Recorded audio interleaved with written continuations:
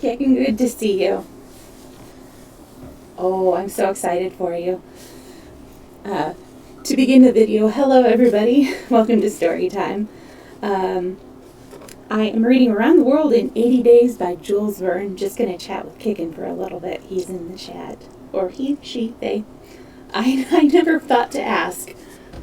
I usually say they.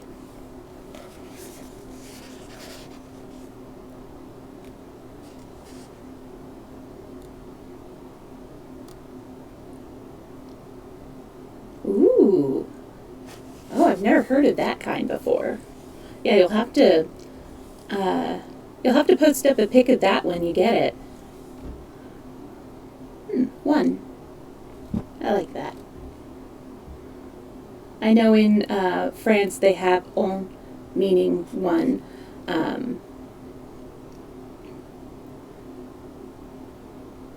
Okay. Yes, indeed. Yeah, I wanted to say really quickly, I know you probably saw in the Discord that I'm ramping up for my birthday stream this Friday, and I have a little poll going up in, I think, the general chat for when to start the stream. Ooh, I can't wait to see that.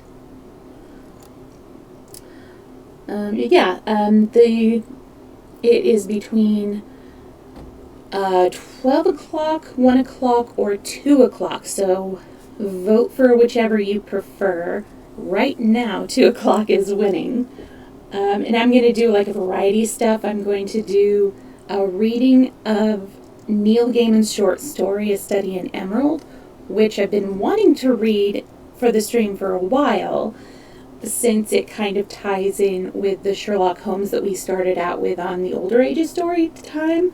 But I couldn't do it to put on YouTube, but since I'm not going to be putting my birthday stream on YouTube, I thought that would be the perfect opportunity. And I'm just going to be bouncing around from one thing to the other, like playing a little game, doing some Twitch things, which I'm excited to brush off my singing chops. I've been practicing a little.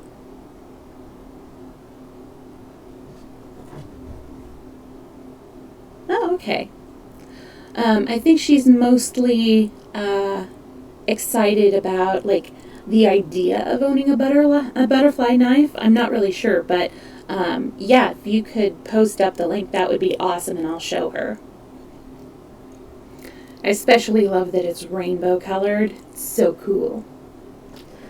I think, actually, I'm going to go ahead and get started with the story, and I'll reply to your posts at the end of the first chapter. All right. So, Around the World in 80 Days, Jules Verne, Chapter 1, in which Phileas Fogg and Passepartout accept each other, the one as master, the other as man. Mr. Phileas Fogg lived in 1872 at number 7 Savile Road, Burlington Gardens, the house in which Sheridan died in 1814.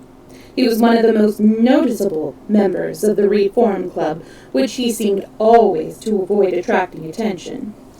An enigmatical personage about whom little was known except that he was a polished man of the world. People said that he resembled Byron, at least that his head was Byronic, but he was a bearded, tranquil Byron who might live on 1,000 years without growing old. Certainly an Englishman, it was more doubtful whether Phileas Fogg was a Londoner. He was never seen on 'Change nor at the bank, nor in the counting rooms of the city. No ships ever came into London docks of which he was the owner. He had no public employment. He had never been entered at any of the inns of court, either at the Temple or Lincoln's Inn or Gray's Inn, nor had his voice ever resounded in the Court of Chancery or in the Exchequer or the Queen's Bench or the ecclesiastical courts. He certainly was not a manufacturer, nor was he a merchant or a gentleman farmer. His name was strange to the scientific and learned societies, and he never was known to take part in the sage deliberations of the Royal Institution or the London Institution, the Artisans' Association, or the Institution of Arts and Sciences. He belonged, in fact, to none of the numerous societies which swarm in the English capital, from the harmonic to that of the entomologists, founded mainly for the purpose of abolishing pernicious and insects. Phileas Fogg was a member of the Reform, and that was all. The way in which he got admission to this exclusive club was simple enough. He was recommended by the Barings, with whom he had an open credit. His checks were regularly paid at sight from his account current, which was always flush. Was Phileas Fogg rich? Undoubtedly. But those who knew him best could not imagine how he had made his fortune, and Mr. Fogg was the last person to whom to apply for the information. He was not lavish, nor, on the contrary, avaricious, for whenever he knew that money was needed for a noble, useful, or benevolent purpose, he supplied it quickly, and sometimes anonymously. He was, in short, the least communicative of men. He talked very little, and seemed all the more mysterious for his taciturn manner. His daily habits were quite open to observation, but whatever he did was so exactly the same thing that he had always done before, that the wits of the curious were fairly puzzled. Had he traveled? It was likely, for no one seemed to know the world more familiarly. There was no spot so secluded that he did not appear to have an intimate acquaintance with. He often corrected, with a few clear words, the 1,000 conjectures advanced by members of the club as to lost and unheard-of travelers, pointing out the true probabilities, and seemed as if gifted with a sort of second sight, so often did events justify his predictions. He must have traveled everywhere, at least in the spirit. It was at least certain that Phileas Fogg had not absented himself from London for many years.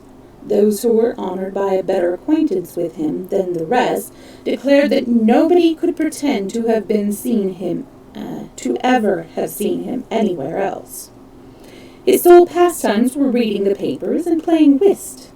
He often won at this game, which, as a silent one, harmonized with his nature, but his winnings never went into his purse, being reserved as a fund for his charities. Mr. Fogg played, not to win, but for the sake of playing.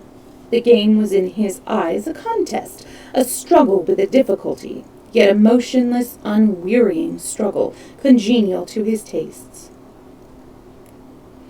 Phileas Fogg was not known to have either wife nor children, which may happen to the most honest people, either relatives or near friends, which is certainly more unusual. He lived alone in his house in Savile Row, whither none penetrated. A single domestic sufficed to serve him. He breakfasted and dined at the club at hours mathematically fixed in the same room, at the same table, never taking his meals with other members, much less bringing a guest with him, and went home at exactly midnight, only to retire at once to bed. He never used the cozy chambers which the Reform provides for its favored members. He passed 10 hours out of the 24 in Savile Row, either in sleeping or making his toilet. When he chose to take a walk, it was with a regular step in the entrance hall with his mosaic flooring, or in the circular gallery, with its dome supported by 20 red porphyry ionic columns, and illuminated by blue painted windows. When he breakfasted or dined, all the resources of the club, its kitchen and pantries, its buttery and dairy, aided to crowd his table with their most succulent stores. He was served by the gravest waiters, in dress coats and shoes with swan-skin soles, who proffered the viands in special porcelain, and on the finest linen. Club decanters of a lost mould contained his sherry, his port, and his cinnamon-spiced claret, while his beverages were refreshingly cooled with ice, brought at great cost from the American lakes. If to live in this style is to be eccentric, it must be confessed that there is something good in eccentricity. The mansion in Savile Row, though not sumptuous, was exceedingly comfortable. The habits of its occupant were such as to demand but little from the sole domestic, but Phileas Fogg required him to be almost superhumanly prompt and regular. On this very 2nd of October, he had dismissed James Forster, because that luckless youth had brought him shaving water at 84 degrees Fahrenheit instead of 86, and he was awaiting his successor, who was due at the house between 11 and half past. Phileas Fogg was seated squarely in his armchair, his feet close together like those of a grenadier on parade, his hands resting on his knees, his body straight, his head erect. He was steadily watching a complicated clock, which indicates the hours, the minutes, the seconds, the days, the months, and the years. At exactly 11:30, Phileas Fogg would, according to his daily habit, quit Savile Row and repair to the Reform. A rap at this moment sounded on the door of the cozy apartment where Phileas Fogg was seated, and James Forster, the dismissed servant, appeared. "The new servant," said he. A young man of 30 advanced and bowed. "You are a Frenchman, I believe?" asked Phileas Fogg. "And your name is John?" "Jean, if monsieur pleases," replied the comer. "Jean Passepartout, a surname which has clung to me because I have a natural aptness for going out of one's business into another. I believe I'm honest, monsieur, but to be outspoken, I had several trades. I've been an itinerant singer, a circus rider when I used to vault like Leotard, and dance on a rope like Blondin. Then I got to be a professor of gymnastics, so as to make better use of my talents. And then I was a sergeant fireman at Paris, and assisted at many a great fire. But I quitted France 5 years ago, and, wishing to taste the sweets of domestic life, took service as a valet here in England. Finding myself out of place, and hearing that Monsieur Phileas Fogg was the most exact and settled gentleman in the United Kingdom, I have come to Monsieur in hope of living with him a tranquil life and forgetting even the name of Passepartout." "Passepartout suits you," responded Mr. Fogg. "You are well recommended to me. I hear a good report of you. You know my conditions?" "Yes, monsieur." "Good. What time is it?" 22 minutes after 11, returned Passepartout, drawing an enormous silver watch from the depths of his pocket. "You're too slow," said Mr. Fogg. "Pardon me, monsieur, it is impossible. You are 4 minutes too slow. No matter, it's enough to mention the error. Now, from this moment, 29 minutes past 11 a.m., this Wednesday, October 2nd, you are in my service." Phileas Fogg got up, took his hat in his left hand, put it on his head with an automatic motion, and went off without a word. Passepartout heard the street door shut once. It was his new master going out. He heard it shut again. It was his predecessor, James Forster, departing in his turn.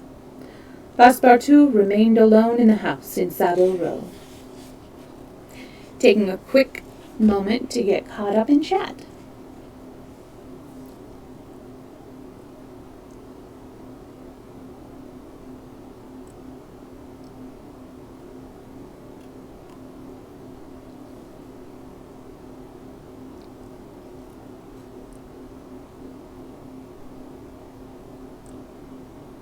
Ooh, yes, I would love for you to post up that, the video of the butterfly knife flipping tournament.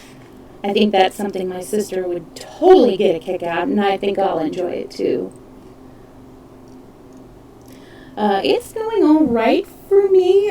Things are a little uncertain where I live because I don't know if they've mentioned on the news, but it is a super, super dry year. I mean, it might have been big enough to come up on news like in the United Kingdom. But yeah, it's been super, super dry this year, and there were some insane lightning storms. What are you doing, Maestro? Hi. If you hear scrambling, that's just Maestro being hyper. There were insane lightning storms a couple of days ago, and a number of fires have broken out. The closest one to me is, I don't know, maybe 15 miles away?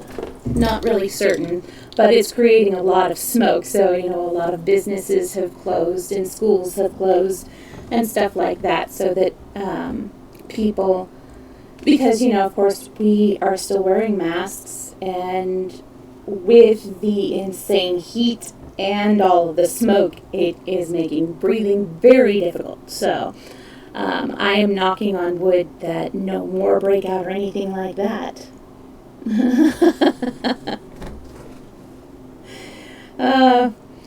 Yeah, that's one of the many reasons. Yes, Corel. Good to see you. Hope work was all. What are you doing, Maestro? I'm sorry, he's making a mess over there. On one of my many, many piles of things. Oh, yes. So you've been posting up the videos of, I'm sorry to hear that, Corral. That's such a bummer. That, that you're sick.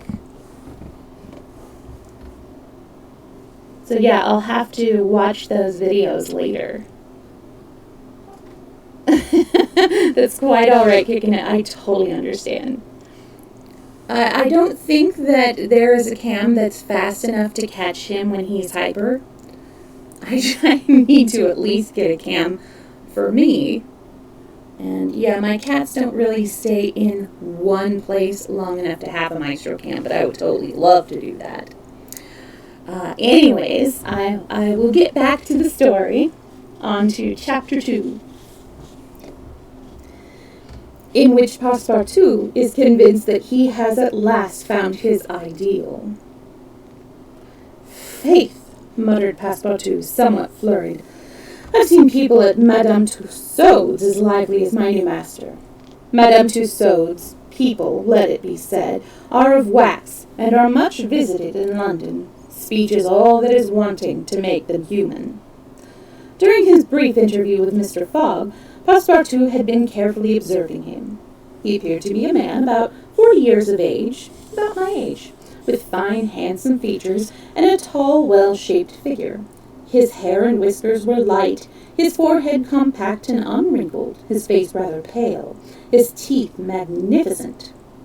His countenance possessed in the highest degree what physiognomists call repose in action, the quality of those who act rather than talk.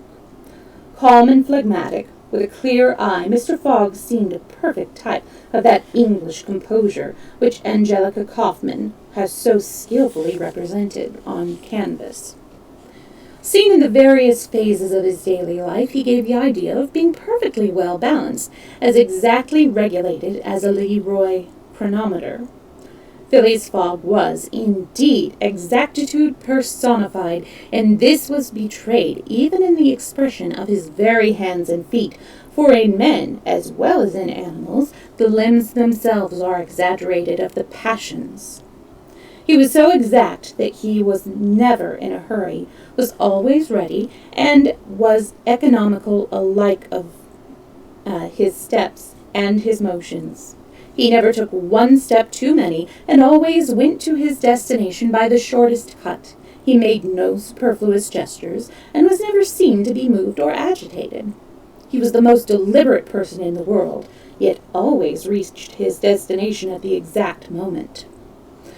He lived alone, and, so to speak, outside of every social relation, and as he knew that in this world account must be taken for friction, and that friction retards, he never rubbed against anybody.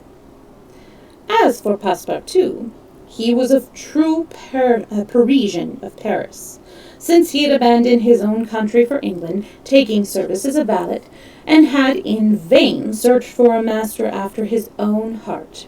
Passepartout was by no means one of those pert dunces depicted by Molière, with a bold gaze and a nose held high in the air.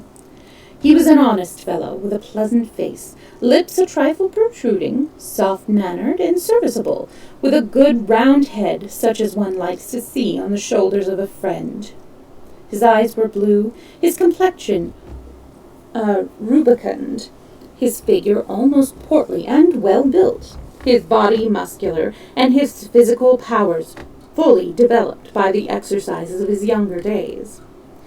His brown hair was somewhat tumbled, for while the ancient sculptors are said to have known 18 methods of arranging Minerva's tresses, Passepartout was familiar with but one of dressing his own. 3 strokes of a large-toothed comb completed his toilet. It would be rash to predict how Passepartout's lively nature would agree with Mr. Fogg. It was impossible to tell whether the new servant would turn out as absolutely methodical as his master required. Experience alone could solve the question. Passepartout had been a sort of vagrant in his early years, and now yearned for repose, but so far he had failed to find it, though he had already served in 10 England houses. But he could not take root in any of these. With chagrin he found his masters invariably whimsical and irregular, constantly running about the country, or on the lookout for adventure. His last master, young Lord Longferry, Member of Parliament, after passing his nights in the Haymarket taverns, was too often brought home in the morning on policemen's shoulders. Passepartout, desirous of respecting the gentleman who he served, ventured a mild remonstrance from such conduct, which being ill received, he took his leave. Hearing that Mr. Phileas Fogg was looking for a servant, and that his life was one of unbroken regularity, that he neither travelled nor stayed from home overnight, he felt sure that this would be the place where he was after. He presented himself, and was accepted, as has been said. Hey, Swags, good to see you. I'm in the middle of Chapter 2. You haven't missed much. Hope you're having a good day. Where was I? Oh, yes, here we are. At 11:30, then, Passepartout found himself alone in the house in Saville Row. He began its inspection without delay, scouring it from cellar to garret. So clean, well-arranged, solemn a mansion pleased him. It seemed to him like a snail's shell, lighted and warmed by gas, which sufficed for both those purposes.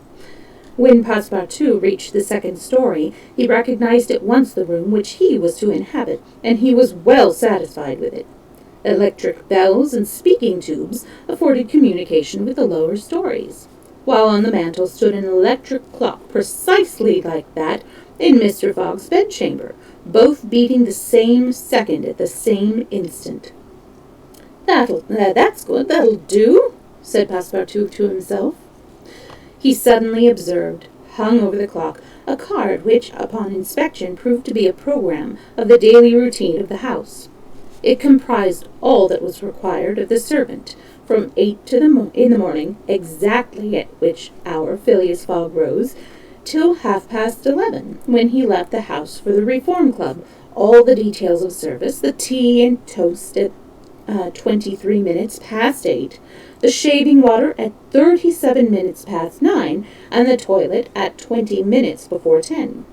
Everything was regulated and foreseen that was to be done, what was to be done from 11:30 a.m. till midnight, the hour at which the methodical gentleman retired. You going to come up and join me, Maestro? Mr. Fogg's wardrobe was amply supplied and in the best taste.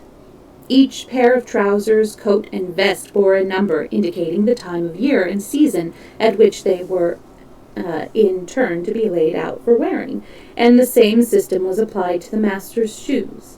In short, the house in Savile Row, which must have been a very temple of disorder and unrest under the illustrious but dissipated Sheridan, was coziness, comfort, and method idealized. There was no study, nor were there books, which would have been quite useless to Mr. Fogg, for at the Reform 2 libraries, one of general literature and the other of law and politics, were at his service. A moderate-sized safe stood in his bedroom, constructed so as to defy fire as well as burglars, but Passepartout found neither arms nor hunting weapons anywhere. Everything betrayed the most tranquil and peaceable habits. Having scrutinized the house from top to bottom, he rubbed his hands, a broad smile overspread his features, and he said joyfully, "This is just what I wanted. We shall get on together, Mr. Fogg and I. What a domestic and regular gentleman. A real machine. Well, I don't mind serving a machine." Definitely, yes. I agree, Kicken. Chapter 3, in which a conversation takes place, which seems likely to cost Phileas Fogg dear.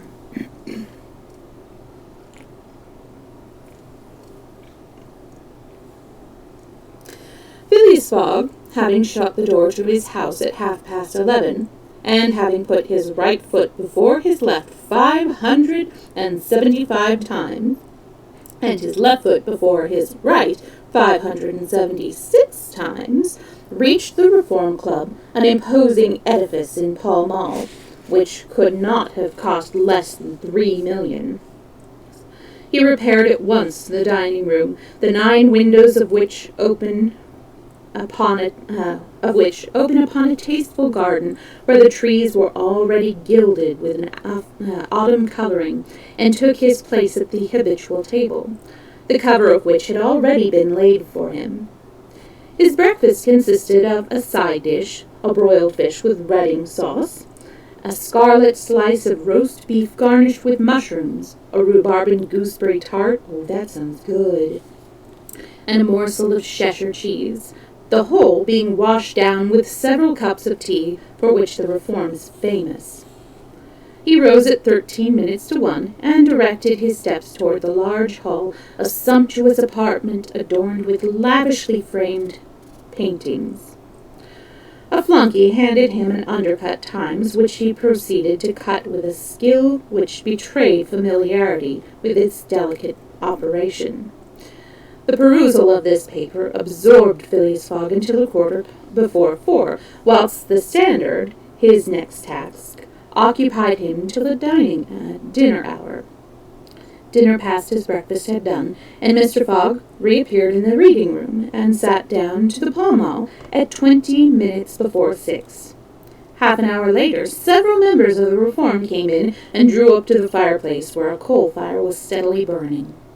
They were Mr. Fogg's usual partners at whist, Andrew Stewart, an engineer, John Sullivan and Samuel Valentin, bankers, Thomas Flanagan, a brewer, and Gauthier Ralph, one of the directors of the Bank of England, all rich and highly respectable personages, even in a club which comprises the princes of English trade and finance. "Well, Ralph," said Thomas Flanagan, "what about that robbery?" "Oh," replied Stewart, "the bank will lose the money." "On the contrary," broke in Ralph, "I hope we may put our hands on the robber. Skillful detectives have been sent to all the principal ports of America and the continent, and he'll be a clever fellow if he slips through their fingers." "But have you got the robber's description?" asked Stewart. "In the first place, he is no robber at all," returned Ralph positively. "What? A fellow who makes off with £55,000, no robber? No. Perhaps he's a manufacturer, then. The Daily Telegraph says that he is a gentleman." It was Phileas Fogg, whose head now emerged from behind his newspaper, who made this remark. He bowed to his friend and entered into the conversation. The affair which formed its subject, and which was town talk, had occurred 3 days before at the Bank of England. A package of banknotes to the value of £55,000 had been taken from the principal cashier's table, that functionary being at the moment engaged in registering the receipt of 3 shillings and sixpence. Of course, he could not have his eyes everywhere. Let it be observed that the Bank of England reposes a touching confidence in the honesty of the public. There are neither guards nor gratings to protect its treasure. Gold, silver, banknotes are freely exposed at the mercy of the first comer. A keen observer of English customs relates that, being in one of the rooms of the bank one day, he had the curiosity to examine a gold ingot weighing some 7 or 8 pounds. He took it up, scrutinized it, passed it to his neighbor, he to the man next, and so on until the ingot going from hand to hand was transferred to the end of a dark entry, nor did it return to its place for half an hour. Meanwhile, the cashier had not so much as raised his head, but in the present instance things had not gone so smoothly. The package of note not being found when 5 o'clock sounded from the ponderous clock in the drawing office, the amount was passed to the amount of profit and loss. The amount was passed to the account of profit and loss. As soon as the robbery was discovered, picked detectives hastened off to Liverpool, Glasgow, Havre, Suez, Brindisi, New York, and other ports, inspired by the proffered reward of £2,000 and 5% on the sum that might be recovered. Detectives were also charged with narrowly watching those who arrived at or left London by rail, and a judicial examination was at once entered upon. There were real grounds for supposing, as the Daily Telegraph said, that the thief did not belong to a professional band. On the day of the robbery, a well-dressed gentleman of polished manners, and with a well-to-do air, had been observed going to and fro in the paying room, where the crime was committed. A description of him was easily procured, and sent to the detectives, and some hopeful spirits, of whom Ralph was one, did not despair in this apprehension. The papers and clubs were full of the affair, and everywhere people were discussing the probabilities of a successful pursuit, and the Reform Club was especially agitated, since several of its members being bank officials. Ralph would not concede that the work of the detectives was likely to be in vain, for he thought that the prize offered would greatly stimulate their zeal and activity, but Stewart was far from sharing his confidence, and as they placed themselves at the whist table, they continued to argue the matter. Stewart and Flanagan played together, while Phileas Fogg had Valentin for his partner. As the game proceeded, the conversation ceased, expecting between the rubbers, when it revived again. "I maintain," said Stewart, "that the chances are in favor of a thief, who must be a shrewd fellow." "Well, but where can he fly to?" asked Ralph. "No country is safe for him." "Pshaw!" "Where could he go, then?" "Well, I don't know that. The world is big enough." "It was once," said Phileas Fogg in a low tone. "Cut, sir," he added, handing the cards to Thomas Flanagan. The discussion fell during the rubber, after which Stewart took up his thread. "What do you mean by once? Has the world grown smaller?" "Certainly," returned Ralph. "I agree with Mr. Fogg. The world has grown smaller, since a man can now go round it 10 times more quickly than 100 years ago, and that is why the search for this thief will be more likely to succeed. And also why the thief can get away more easily." "Be so good as to play, Mr. Stewart," said Phileas Fogg. But the incredulous Stewart was not convinced, and when the hand was finished, said eagerly, "You have a strange way, Ralph, of proving that the world has grown smaller. So, because you can go round it in 3 months in 80 days, interrupted Phileas Fogg. That is true, gentlemen, added John Sullivan. Only 80 days, now that the selection between Rothal and Allahabad on the Great Indian Peninsula Railway has been opened. Here is the estimate made by the Daily Telegraph. From London to Suez via Montcenis and Brindisi by rail and steamboats, 7 days. From Suez to Bombay by steamer, 13 days. From Bombay to Calcutta by rail, 3 days. From Calcutta to Hong Kong by steamer, 13 days. From Hong Kong to Yokohama, Japan by steamer, 6 days. From Yokohama to San Francisco by steamer, 22 days. From San Francisco to New York by rail, 7 days. From New York to London by steamer and rail, 9 days. Total, 80 days. Yes, and 80 days, exclaimed Stuart, who in his excitement made a false deal. But that doesn't take into account bad weather, contrary winds, shipwrecks, railway accidents, and so on. All included, returned Phileas Fogg, continuing to play, despite the discussion. But suppose the Hindus or Indians pull up the rails, replied Stuart. Suppose they stop the trains, pillage the luggage vans, and scalp the passengers. All included, calmly retorted Fogg, adding as he threw down the card, trumps. Stuart, whose turn it was to deal, gathered them up and went on. You were right theoretically, Mr. Fogg, but practically also, Mr. Stuart. I'd like to see you do it in 80 days. It depends on you. Shall we go? Heaven preserve me! But I would wager 4,000 pounds that such a journey made under these conditions is impossible. Quite possible, on the contrary, returned Mr. Fogg. Well, make it then. The journey round the world in 80 days? Yes. I should like nothing better. When? At once. Only I warn you that I shall do it at your expense. It's absurd, cried Stuart, who was beginning to be annoyed at the persistency of his friend. Come, let's go on with the game. Deal over again, said Phileas Fogg. There's a false deal.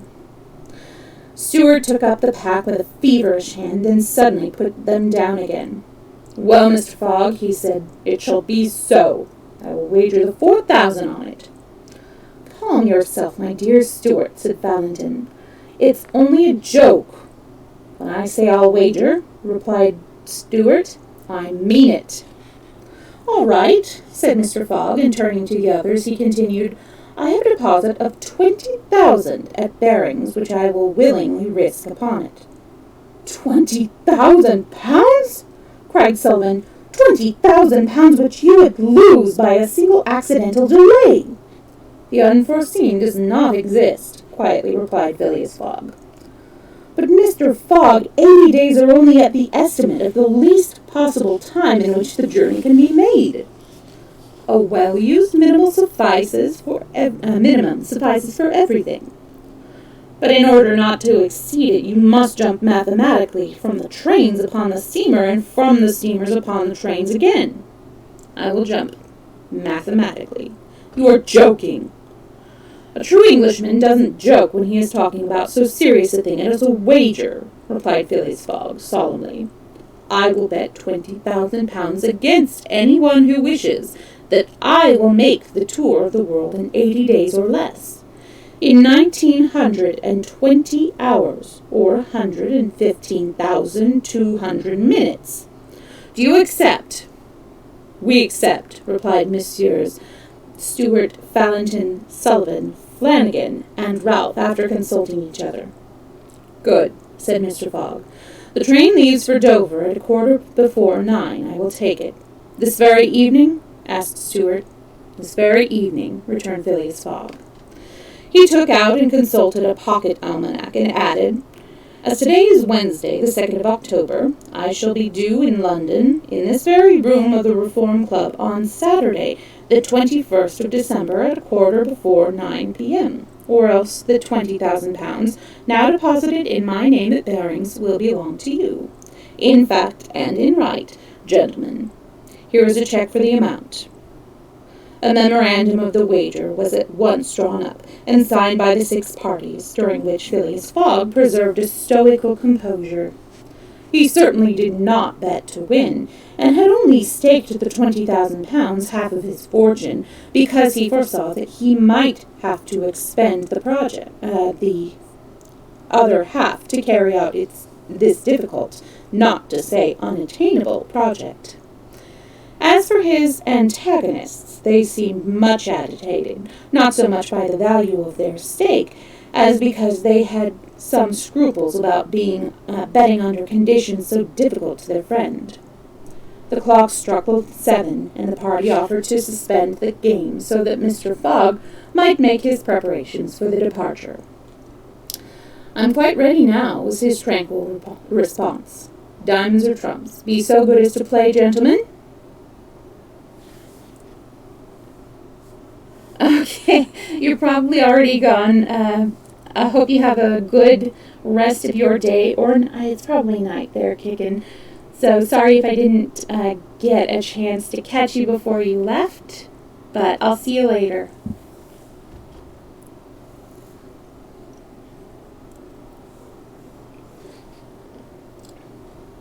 Chapter 4, in which Phileas Fogg astounds Passepartout, his servant. Having won 20 guineas at whist, and taken leave of his friends, Phileas Fogg, at 25 minutes past 7, left the Reform Club.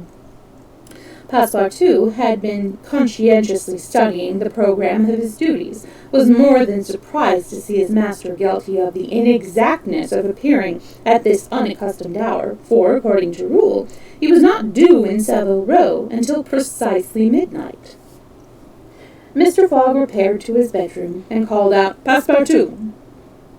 Passepartout did not reply. It could not be who he was called. It was not the right hour. "Passepartout!" repeated Mr. Fogg, without raising his voice. "My bad." Passepartout made his appearance. "I've called you twice," observed his master. "But it is not midnight," responded the other, showing his watch. "I know it. I don't blame you. We start for Dover and Calais in 10 minutes. A puzzled grin overspread Passepartout's round face. Clearly he had not comprehended his master. "Monsieur is going to leave home?" "Yes," returned Phileas Fogg. "We are going round the world." Passepartout opened wide his eyes, raised his eyebrows, held up his hands, and seemed about to collapse, so overcome was he with stupefied astonishment. "Around the world," he murmured. "In 80 days," responded Mr. Fogg. "So we haven't a moment to lose." "But the trunks," gasped Passepartout, unconsciously swaying his head from right to left. "We'll have no trunks, only a carpet-bag with 2 shirts and 3 pairs of stockings for me, and the same for you. We'll buy our clothes on the way. Bring down my mackintosh and travelling cloak, and some stout shoes, though we shall do little walking. Make haste." Passepartout tried to reply, but could not. He went out, mounted to his own room, fell into a chair, and muttered, "That's good, that is, and I want to remain quiet." He mechanically set about making the preparations for departure. Around the world in 80 days? Was his master a fool? Was this a joke, then? They were going to Dover. Good. To Calais. Good again. After all, Passepartout, who had been away from France 5 years, would not be sorry to set foot on his native soil again. Perhaps they would go as far as Paris, and it would do his eyes good to see Paris once more. But surely a gentleman so chary as his steps would stop there. No doubt, but then it was none the less true that he was going away, this so domestic person hitherto. By 8 o'clock, Passepartout had packed the modest carpet-bag containing the wardrobes of his master and himself. Then, still troubled in mind, he carefully shut the door of his room and descended to Mr. Fogg. Mr. Fogg was quite ready. Under his arm might have been observed a red-bound copy of Bradshaw's Continental Railway Steam Transit and General Guide, with its timetables showing the arrival and departure of steamers and railways. He took the carpet-bag, opened it, and slipped into it a goodly roll of Bank of England notes, which would pass wherever he might go. "You have forgotten nothing?" asked he. "Nothing, monsieur. My mackintosh and cloak, here they are." "Good. Take this carpet-bag," handing it to Passepartout. "Take good care of it, for there are 20,000 pounds in it." Passepartout nearly dropped the bag, as if the 20,000 pounds were in gold and weighed him down. Master and man then descended. The street door was double-locked, and at the end of Savile Row they took a cab and drove rapidly to Charing Cross. The cab stopped before the railway station at 20 minutes past 8. Passepartout jumped off the box and followed his master, who, after paying the cabman, was about to enter the station when a poor beggar woman, with a child in her arms, her naked feet smeared with mud, her head covered with a wretched bonnet, from which hung a tattered feather, and her shoulders shrugged in a ragged shawl, approached and mournfully asked for alms. Mr. Fogg took out the 20 guineas he had just won at whist and handed them to the beggar, saying, "Here, my good woman, I'm glad I met you," and passed on. Passepartout had a moist sensation about the eyes. His master's action touched his susceptible heart. 2 first-class tickets for Paris having been speedily purchased, Mr. Fogg was crossing the station to the train when he perceived his 5 friends at the Reform.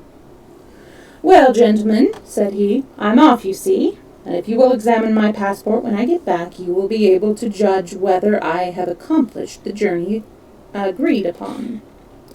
"Oh, that would be quite unnecessary, Mr. Fogg," said Ralph politely. "We will trust your word as a gentleman of honor." "You do not forget when you are due in London again?" asked Stewart. "In 80 days, on September the 21st in 80 days, on Saturday, the 21st of December, 1872, at quarter before 9 p.m. Goodbye, gentlemen." Phileas Fogg and his servant seated themselves in a first-class carriage at 20 minutes before 9. 7 minutes later, the whistle screamed, and the train slowly glided out of the station. The night was dark, and a fine, steady rain was falling.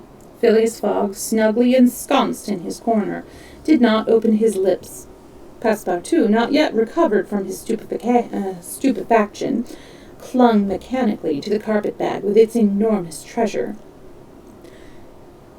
Just as the train was whistling through Sydenham, Passepartout suddenly uttered a cry of despair. "What's the matter?" asked Mr. Fogg. "Alas! I'm my hurry. I forgot what? To turn off the gas in my room." "Very well, young man," returned Mr. Fogg coolly. "It will burn at your expense."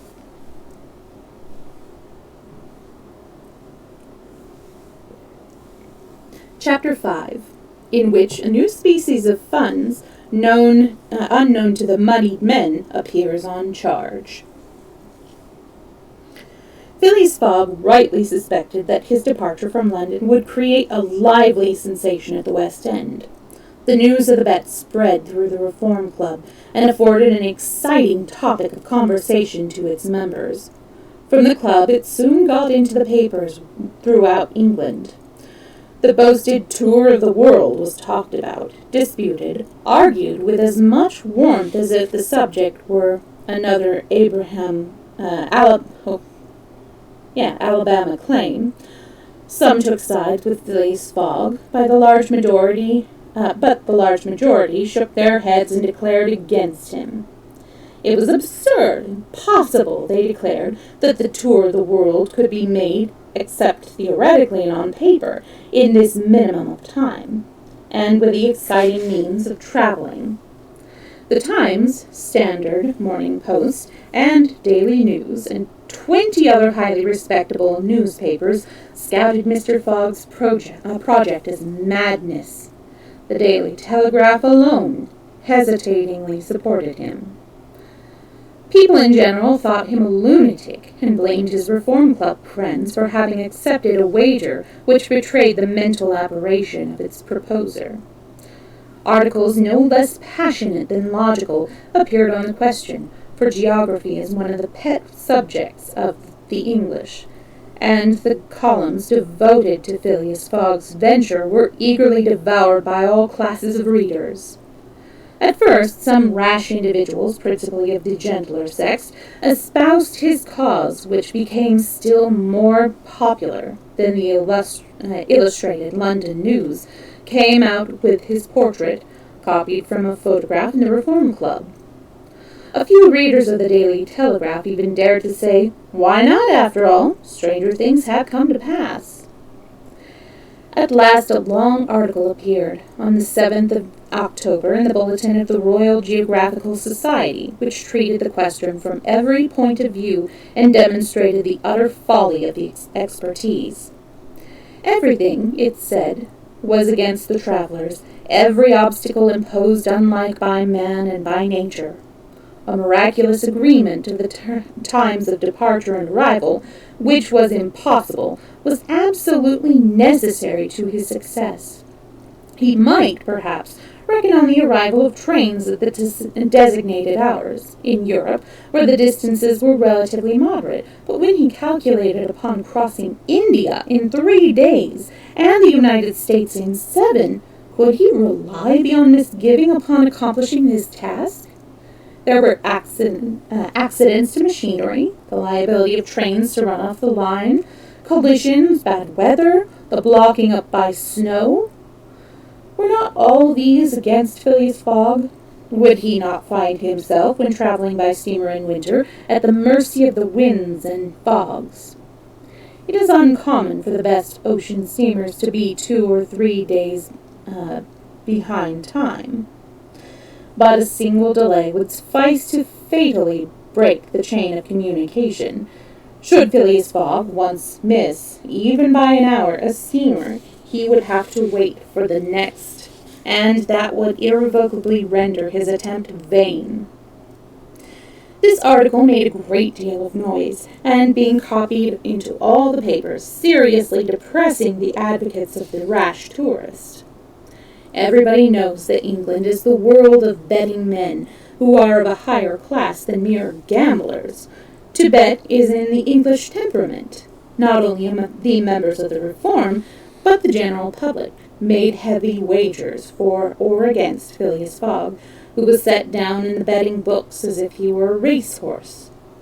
Bonds were issued, and made their appearance on 'Change. Phileas Fogg bonds were offered at par or at a premium, and a great business was done in them. But 5 days after the article in the Bulletin of the Geographical Society appeared, the demand began to subside. Phileas Fogg declined. They were offered by packages, at first of 5, then to 10, until at last nobody would take less than 20, 50, 100. Lord Albemarle, an elderly paralytic gentleman, was now the only advocate of Phileas Fogg left. This noble lord, who was fastened to his chair, would have given his fortune to be able to make the tour of the world, but if it took 10 years, and he bet £5,000 on Phileas Fogg. When the folly as well as the uselessness of the adventure was pointed out to him, he contented himself with replying, "If the thing is feasible, the first to do it ought to be an Englishman."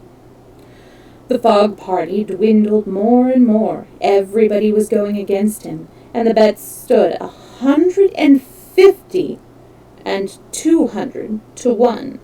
And a week after his departure, an incident occurred which deprived him of backers at any price. The Commissioner of Police was sitting in his office at 9 o'clock one evening when the following telegraphic dispatch was put into his hands. Suez to London. Rowan, Commissioner of Police, Scotland Yard. I found the bank robber, Phileas Fogg. Send without delay warrant of arrest to Bombay. The effect of this dispatch was instantaneous. The polished gentleman disappeared to give place to the bank robber. His photograph, which was hung with those of the rest of the members of the Reform Club, was minutely examined, and it betrayed, feature by feature, the description of the robber which had been provided to the police. The mysterious habits of Phileas Fogg were recalled, his solitary ways, his sudden departure, and it seemed clear that, in undertaking a tour round the world on the pretext of a wager, he had had no other end in view than to exclude the detectives and throw them off his track. This tour around the world reminds me of Nellie Bly and her. It wasn't a wager. It was she was endeavoring to be a newspaper reporter, and so she decided that she would sort of do a travelogue where she traveled around the world, and then it turned into a race when another female newspaper reporter, I think this was in the early 1900s, another female news reporter decided to go around the world, but in the opposite direction, and so it was this whole thing, who's going to reach the end first, sort of thing. I don't remember who the other person was. I'll have to look that up later.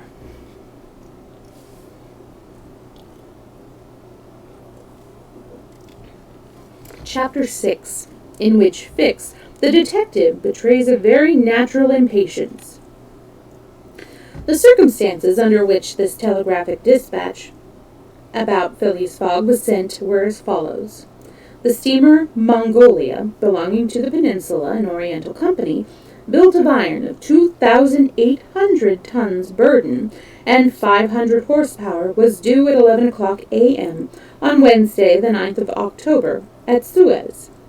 The Mongolia plied regularly between Brindisi and Bombay via the Suez Canal, and was one of the fastest steamers belonging to the company, always making more than 10 knots an hour between Brindisi and Suez, and 9.5 between Suez and Bombay. 2 men were promenading up and down the wharves among the crowds of natives and strangers who were sojourning at this once straggling village. Now, thanks to the enterprise of Monsieur Lesseps, a fast-growing town, now, thanks to the enterprise of Monsieur Lesseps, a fast-growing town. One was the British consul at Suez, who, despite the prophecies of the English government and the unfavorable predictions of Stevenson, was in the habit of seeing, from his office window, English ships daily passing to and fro on the great canal, by which the old roundabout route from England to India by the Cape of Good Hope was abridged by at least a half. The other was a small, slight-built personage, with a nervous, intelligent face, and bright eyes peering out from under eyebrows which he was incessantly twitching. He was just now manifesting unmistakable signs of impatience, nervous, pacing up and down, and unable to stand still for a moment. This was Fix, one of the detectives who had been dispatched from England in search of the bank robber. It was his task to narrowly watch every passenger who arrived at Suez, and follow up all who seemed to be suspicious characters, or bore a resemblance to the description of the criminal which he had received 2 days before from the police headquarters at London. The detective was evidently inspired by the hope of obtaining the splendid reward which would be the prize of success, and awaited with a feverish impatience, easy to understand, the arrival of the steamer Magnolia. "So you say, Consul," asked he for the 20th time, "that this steamer is never behind time?" "No, Mr. Fix," replied the consul. "She is bespoken yesterday at Port Said, and the rest of the way is of no account to such a craft. I repeat that the Mongolia has been in advance of the time required by the company's regulation, and gained the prize awarded for excess of speed." "Does she come directly from Brindisi?"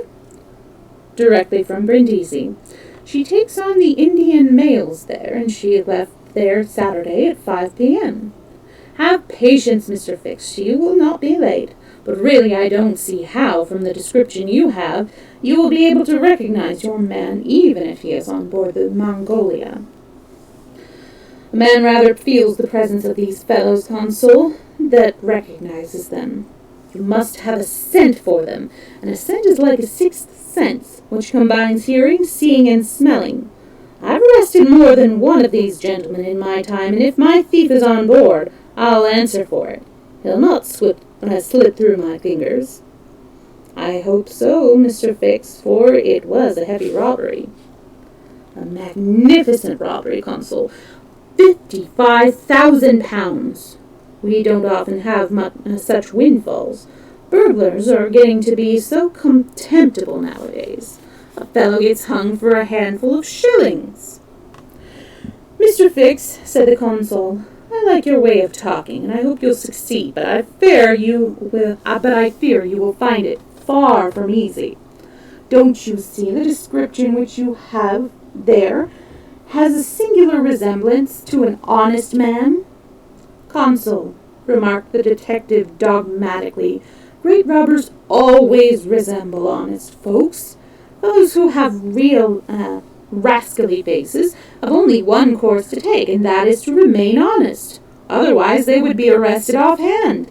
The artistic thing is to unmask honest countenances. It's no light task, I admit, but a real art.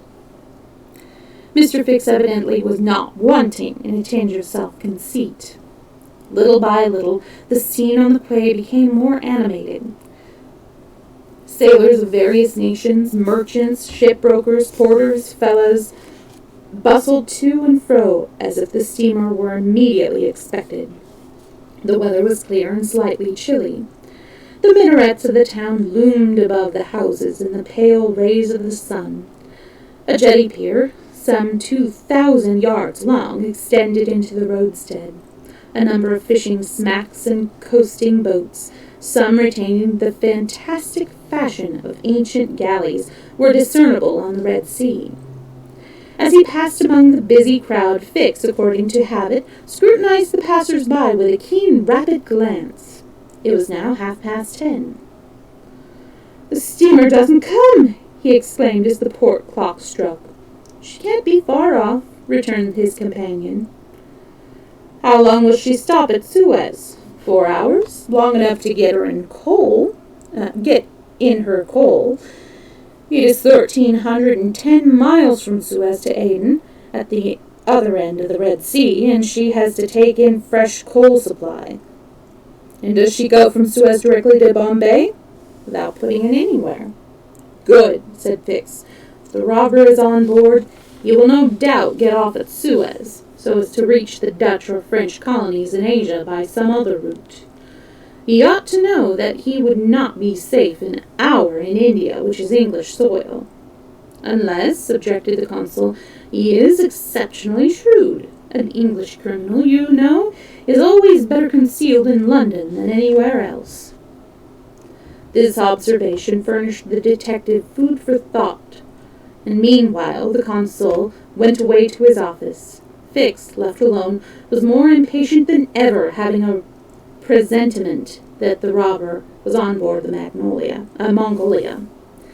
If he had indeed left London intending to reach the New World, he would naturally take the route via India, which was less watched and more difficult to watch than that of the Atlantic. But Fix's reflections were soon interrupted by a succession of sharp whistles, which announced the arrival of the Mongolia. The porters and fellows rushed down the quay, and a dozen boats pushed off from the shore to go and meet the steamer. Soon her gigantic hull appeared passing along between the banks, and 7 o'clock struck as she anchored in the road. She brought an unusual number of passengers, some of whom remained on deck to scan the picturesque panorama of the town, while the greater part disembarked in the boats and landed on the quay. Fix took up a position and carefully examined each face and figure which made its appearance. Presently, one of the passengers, after vigorously pushing his way through the importunate crowd of porters, came up to him and politely asked if he could point out the English consulate, at the same time showing a passport which he wished to have visaed. Fix instinctively took the passport, and with a rapid glance read the description of its bearer. An involuntary motion of surprise nearly escaped him, for the description of the passenger was identical with that of the bank robber, which he had received from Scotland Yard. "Is this your passport?" asked he. "No, it's my master's." "And your master is?" "He stayed on board." "But he must go to the consul in person, so as to establish his identity." "Oh, is that necessary?" "Quite indispensable." "And where is the consulate?" "There on the corner of the square," said Fix, pointing to a house 200 steps off. "I'll go and fetch my master, who won't be much pleased, however, to be disturbed." The passenger bowed to Fix and returned to the steamer.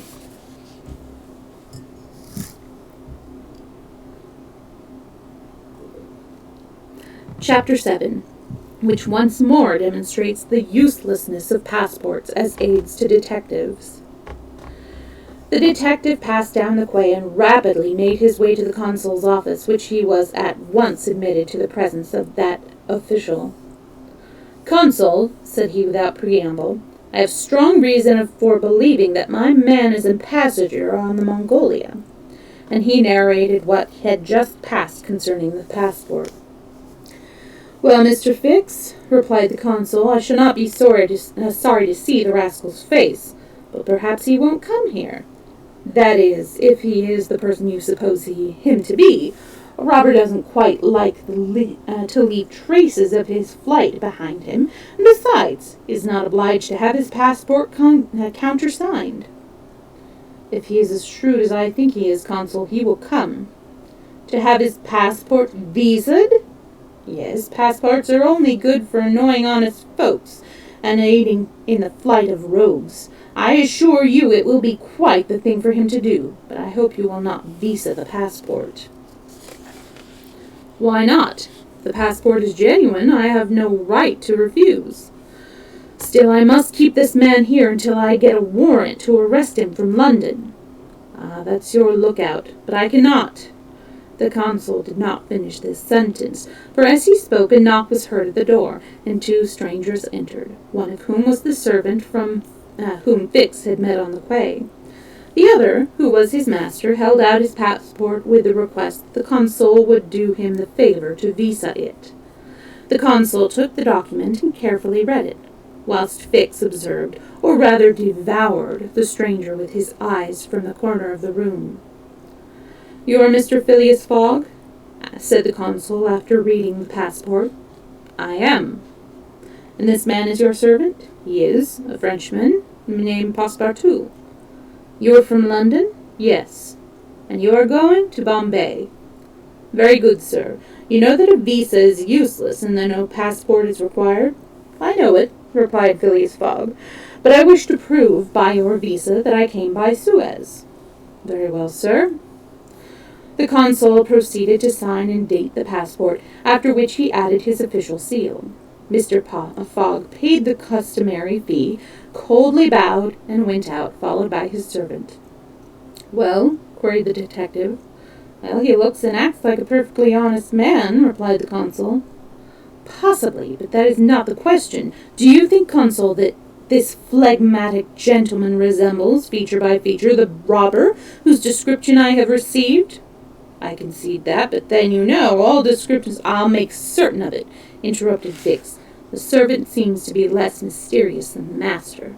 Besides, he's a Frenchman and can't help talking. Excuse me for a little while, consul." Fix stared off in search of Passepartout. Meanwhile, Mr. Fogg, after leaving the consulate, repaired to the quay, gave some orders to Passepartout, went off to the Mongolia in a boat, and ascended to his cabin.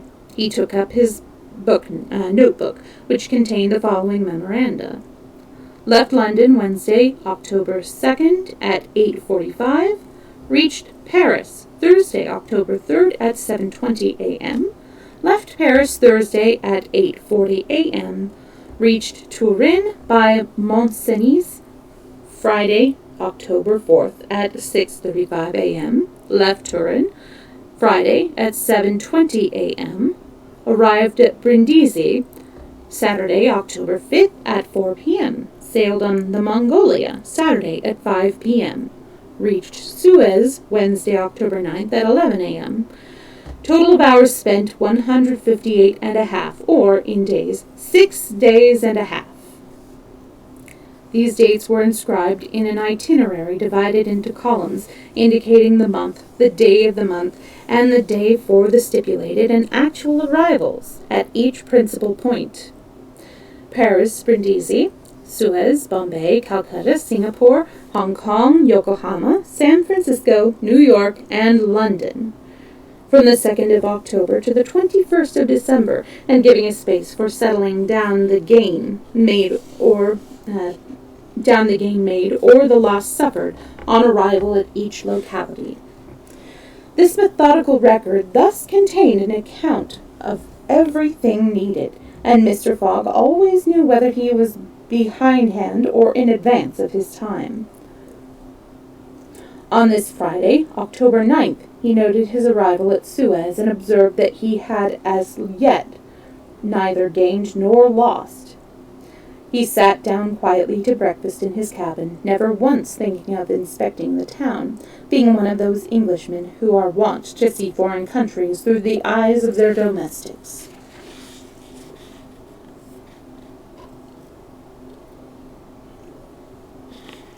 Very quickly going to check on something.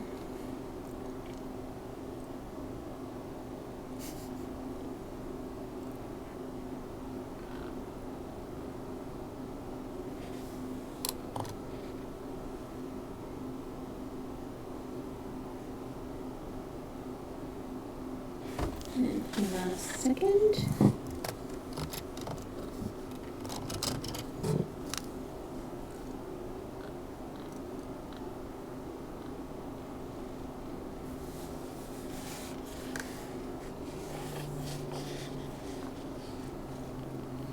Chapter 8, in which Passepartout talks rather more, perhaps, than is prudent. Fix soon rejoined Passepartout, who was lounging and looking about on the quay as if he did not feel that he, at least, was obliged not to see anything. "Well, my friend," said the detective, coming up with him, "is your passport visa?" "Ah, it's you, is it, monsieur?" responded Passepartout. "Thanks, yes, the passport is all right. You're looking about you?" "Yes, but we have traveled so far that I seem to be journeying in a dream." "So this is Suez?" "Yes." "In Egypt?" "Certainly in Egypt." "And in Africa?" "In Africa."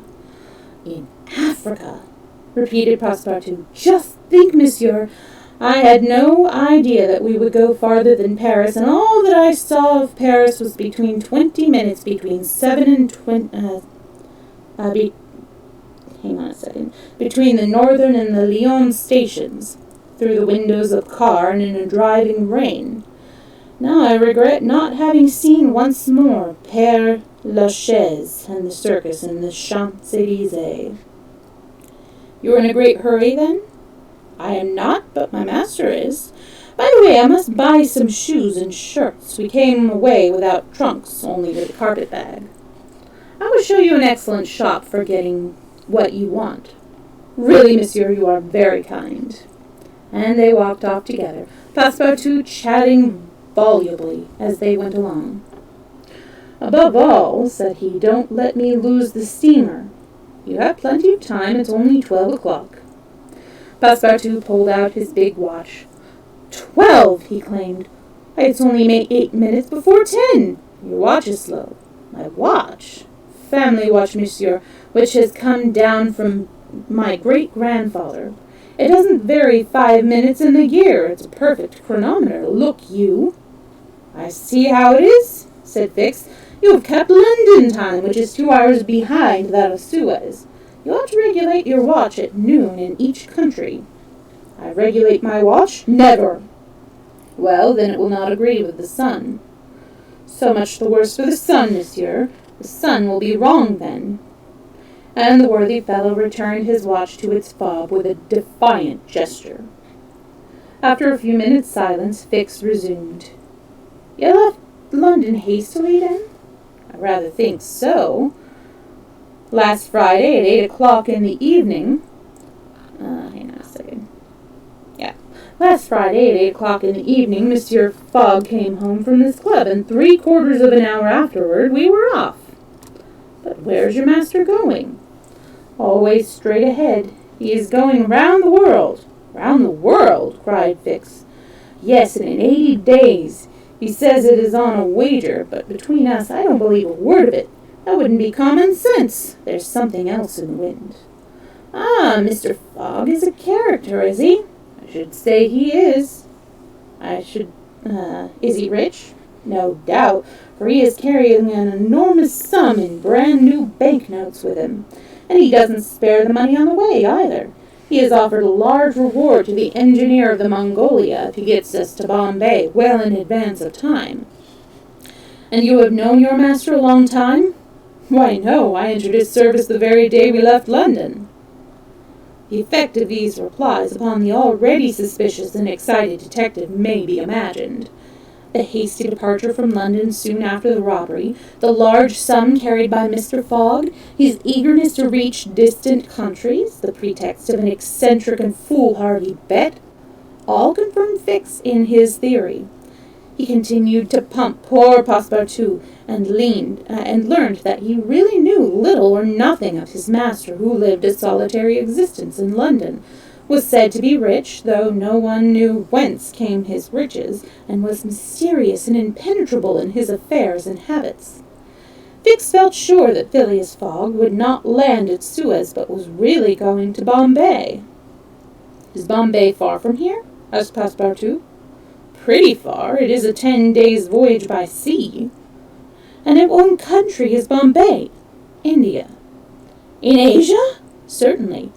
"The deuce! I was going to tell you there's one thing that worries me. My burner!" "What burner?" "My gas burner, which I forgot to turn off, and which is at this moment burning at my expense. I have calculated, monsieur, that I lose 2 shillings every 24 hours, exactly 6 pence more than I earn, and you will understand that the longer our journey—" Did Fix pay any attention to Passepartout's trouble about the gas? It is not probable. He was not listening, but was cogitating a project. Passepartout and he had now reached the shop where Fix left his companion to make his purchases, after recommending him not to miss the steamer, and hurried back to the consulate. Now that he was fully convinced, Fix had quite recovered his equanimity. "Consul," said he, "I have no longer any doubt. I have spotted my man. He passes himself off as an odd stick, and is going round the world in 80 days. "Then he's a sharp fellow," returned the consul, "and counts on returning to London after putting the police off the 2 continents off his track." "We'll see about that," replied Fix. "But are you not mistaken?" "I'm not mistaken." "Why is this robber so anxious to prove by the visa that he passed through Suez?" "Why? I have no idea, but listen to me." He reported in a few words the most important parts of his conversation with Passepartout.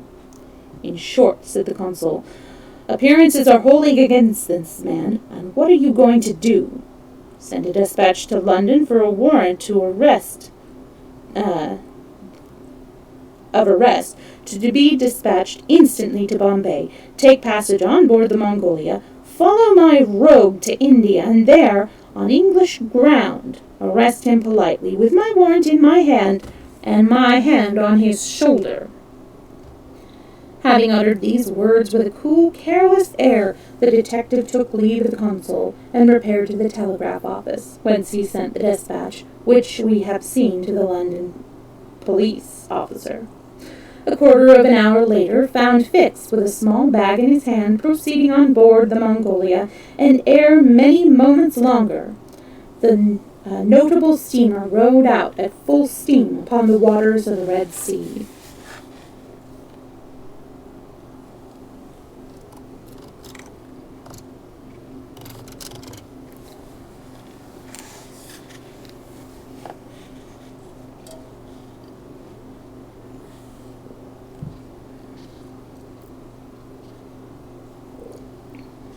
Chapter 9.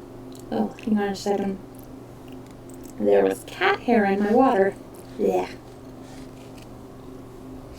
Okay, this time for real. Chapter 9, in which the Red Sea and the Indian Ocean prove propitious to the designs of Phileas Fogg.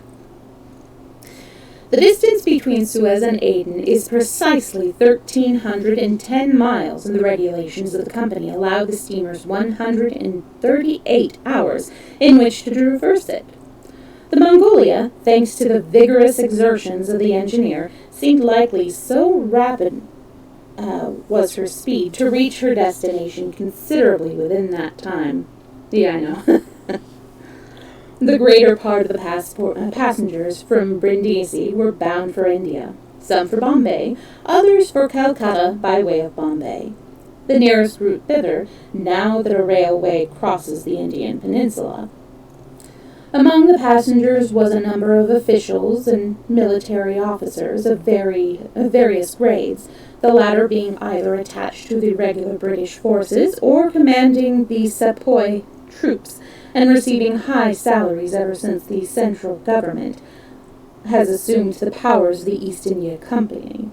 For the sub-lieutenants get £280, brigadiers £2,400, and generals of division £4,000. What with the military men, the number of rich young Englishmen on their travels, and the hospitable efforts of the purser, the time passed quickly on Mongolia. The best of fare was spread upon the cabin tables at breakfast, lunch, dinner, and the 8 o'clock supper, and the ladies scrupulously changed their toilets twice a day, and the hours were whiled away, when the sea was tranquil, with music, dancing, and games. But the Red Sea is full of caprice, and often boisterous like most long and narrow gulfs. When the wind came from the African and Asian coast, the Mongolia, with her long hull, rolled fearfully. Then the ladies speedily disappeared below. The pianos were silent, singing and dancing suddenly ceased, yet the good ship ploughed straight on, unretarded by wind or wave, towards the straits of Mab el Mandeb. What was Phileas Fogg doing all this time? It might be thought that, in his anxiety, he would be constantly watching the changes of the wind, the disorderly raging of the billows, every chance, in short, which might force the Mongolia to slacken her speed, and thus interrupt his journey. But if he thought of these possibilities, he did not betray the fact by any outward sign. Always the same impassible member of the Reform Club, whom no incident could surprise, was as unvaryingly as the ship's chronometers, and seldom having the curiosity even to go upon the deck, he passed through the memorable scenes of the Red Sea with cold indifference.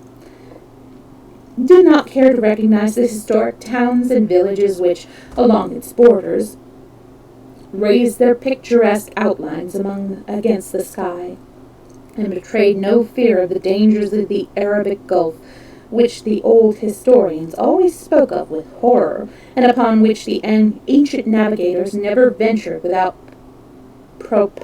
propitiating the gods of ample sacrifices. How did this eccentric personage pass his time in Mongolia? He made his 4 hearty meals every day, regardless of the most persistent rolling and pitching on the part of the steamer, and he played whist indefatigably,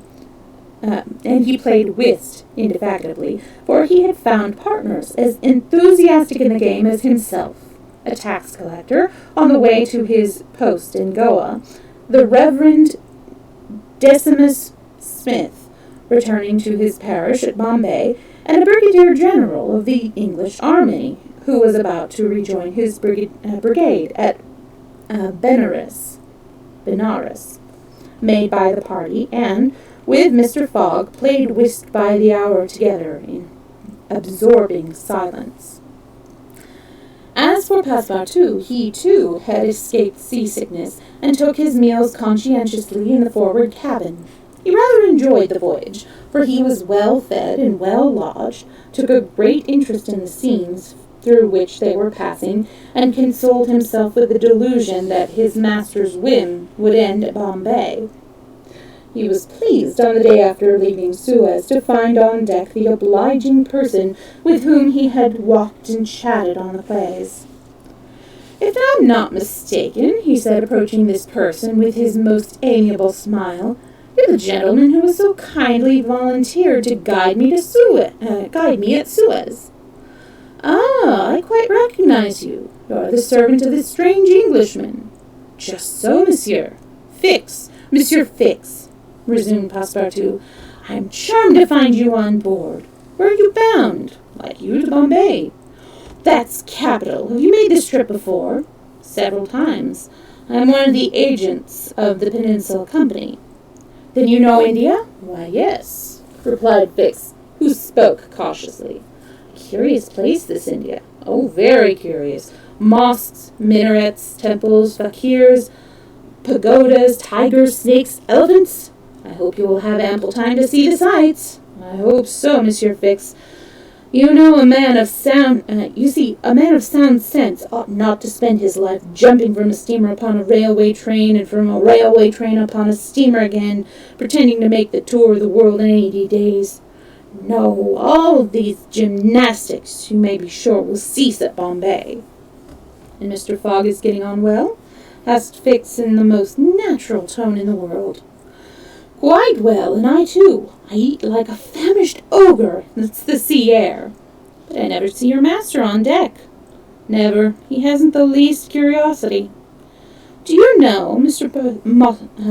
Passepartout, that this pretended tour in 80 days may conceal some secret errand? Perhaps a diplomatic mission."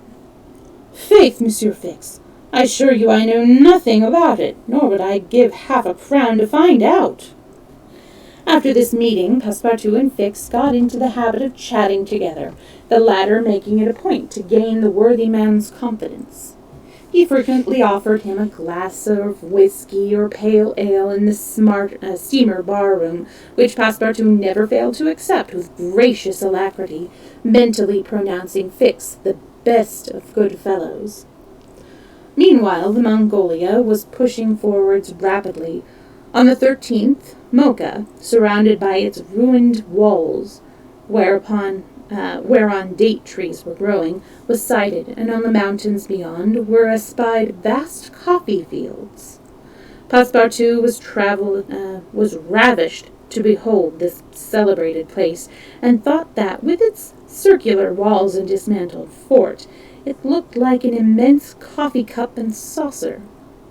The following night they passed through the Strait of Bab el-Mandeb, which means in Arabic, the Bridge of Tears, and the next day they put in at Steamer Point, northwest of Aden Harbor, to take in coal. This matter of fueling steamers is a serious one at such distances from the coal mines. It costs the Peninsula Company some £800,000 a year. In these distances, coal is worth 3 or 4 pounds sterling a ton. The Mongolia had still 1,650 miles to traverse before reaching Bombay, and was obliged to remain 4 hours at Steamer Point to coal up. But this delay, as it was foreseen, did not affect Phileas Fogg's program. Besides, the Mongolia, instead of reaching Aden on the morning of the 15th, when she was due, arrived there on the evening of the 14th, a gain of 15 hours. Mr. Fogg and his servant went ashore at Aden to have the passport again visaed. Fix, unobserved, followed them. The visa procured, Mr. Fogg returned on board to resume his former habits, while Passepartout, according to the custom, sauntered about among the mixed population of Somalis, Banyans, Parsis, Jews, Arabs, and Europeans, who comprised the 25,000 inhabitants of Aden. He gazed with wonder upon the fortifications which make this place the Gibraltar of the Indian Ocean, and the vast cisterns where the English engineers are still at work, 2,000 years after the engineers of Solomon. Very curious, said Passepartout to himself on returning to the steamer. I see that it is by no means useless to travel if a man wants to see something new. At 6 p.m., the Mongolia slowly moved out of the roadstead and was soon once more on the Indian Ocean. He had 168 hours in which to reach Bombay, and the sea was favorable, the wind being in the northwest and all the sails aiding the engine. The steamer rolled but little. The ladies in fresh toilets reappeared on deck, and the singing and dancing were resumed. The trip was being accomplished most successfully, and Passepartout was enchanted with a congenial companion, which chance had secured him in the person of the delightful Fix. On Sunday, October 20th, towards noon, they came in sight of the Indian coast. 2 hours later, the pilot came on board. A range of hills lay against the sky in the horizon, and soon the rows of palms which adorn Bombay came distinctly into view. The steamer entered the road formed by the islands in the bay, and at 4:30 she hauled up at the quays of Bombay. Phileas Fogg was in the act of finishing the 33rd rubber of the voyage, and his partner and himself having, by a bold stroke, captured all 13 of the tricks, concluded his fine campaign with a brilliant victory. The Mongolia was due at Bombay on the 22nd. She arrived on the 20th. This was a gain to Phileas Fogg of 2 days since his departure from London, and he calmly entered the fact in the itinerary in the column of gains.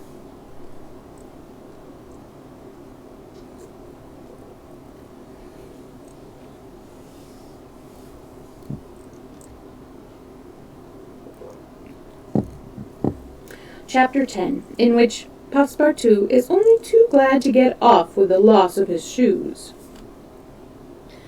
Everybody knows that the great reserved triangle of land, with its base in the north and its apex in the south, which is called India, embraces 1,400,000 square miles, upon which is spread unequally a population of 180 millions of souls.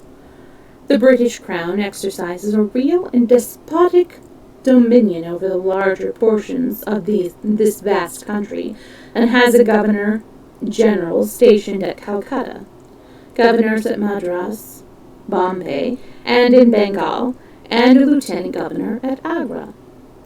But British India, properly so called, only embraces 700,000 square miles, and a population of from 100 to 110 millions of inhabitants. A considerable portion of India is still free from British authority, and there are certain ferocious Rajas in the interior who are absolutely independent. The celebrated East India Company was all-powerful from 1756, when the English first gained a foothold on the spot where now stands the city of Madras, down to the time of the Great Sepoy insurrection. It gradually annexed province after province, purchasing them of the native chiefs, whom it seldom paid, and appointed the governor-general and his subordinates, civil and military. But the East India Company has now passed away, leaving the British possessions in India directly under the control of the Crown.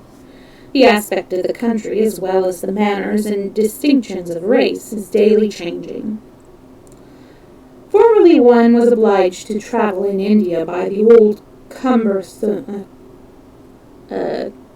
methods of going on foot or on horseback, in palanquins or unwieldy coaches. Now fast steamboats ply on the Indus and the Ganges, and a great railway, with branch lines joining the main line at many points on its route, traverses the peninsula from Bombay to Calcutta in 3 days. This railway does not run in a direct line across India. The distance between Bombay and Calcutta, as the bird flies, is only from 1,000 to 1,100 miles, but the deflections of the road increased this distance by more than a third. The general route of the Great Indian Peninsula Railway is as follows. Leaving Bombay, it passes through Salsette, crossing to the continent opposite Tana, goes over the chain of the western Ghats, runs thence northeast as far as Burrampur, skirts the nearly independent territory of Bundelkund, ascends to Allahabad, yeah, that is the right word, turns hence eastwardly, meeting the Ganges in Benares, then departs from the river, is little and ascending southeastward by Bourdivan and the French town of Chandernagore has its terminus at Calcutta. The passengers of the Mongolia went ashore at 4:30 p.m. At exactly 8, the train would start for Calcutta.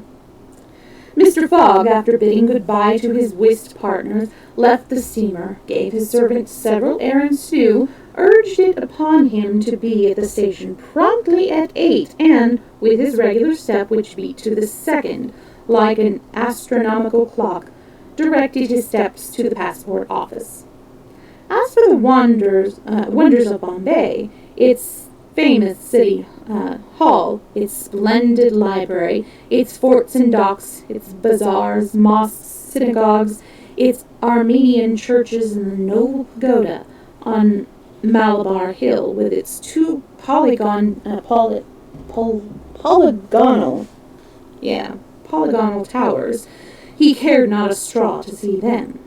He would not deign to examine even the masterpieces of Elephanta or the mysterious Hypatia, concealed southeast from the dock as those fine remains of Buddhist architecture, the Kanharian grottos of the island of Salsette. Having transacted his business at the passport office, Phileas Fogg repaired quietly to the railway station, where he ordered dinner. Among the dishes served up to him, the landlord especially recommended a certain gibbet of native rabbit, on which he prided himself. Mr. Fogg accordingly tasted the dish, but despite its spiced sauce, found it far from palatable. He rang for the landlord, and on his appearance said, fixing his clear eyes upon him, "Is this rabbit, sir?" "Yes, my lord," the rogue boldly replied. "Rabbit from the jungles. And this rabbit did not mew when he was killed?" "Mew, my lord? What a rabbit mew, I swear to you." "Be so good, landlord, as not to swear, but remember this, cats were formerly considered in India as sacred animals. That was a good time." "For the cats, my lord?" "Perhaps for the travelers as well." After which Mr. Fogg quietly continued his dinner. Fix had gone on shore shortly after Mr. Fogg, and his first destination was the headquarters of the Bombay police. He made himself known as a London detective, told his business at Bombay, and the position of affairs relative to the supposed robber, and nervously asked if a warrant had arrived from London. It had not reached the office. Indeed, there had not yet been time for it to arrive. Fix was sorely disappointed, and tried to obtain an order of arrest from the director of the Bombay police. This the director refused, as the matter concerned the London office, which alone could legally deliver the warrant. Fix did not insist, and was fain to resign himself to await the arrival of the important document. But he was determined not to lose sight of the mysterious rogue as long as he stayed in Bombay. He did not doubt for a moment, any more than Passepartout, that Phileas Fogg would remain there, at least until it was time for the warrant to arrive. Passepartout, however, had no sooner heard his master's orders on leaving the Mongolia than he saw at once that they were to leave Mongolia as they had done Suez and Paris, and that the journey would be extended at least as far as Calcutta, and perhaps beyond that place.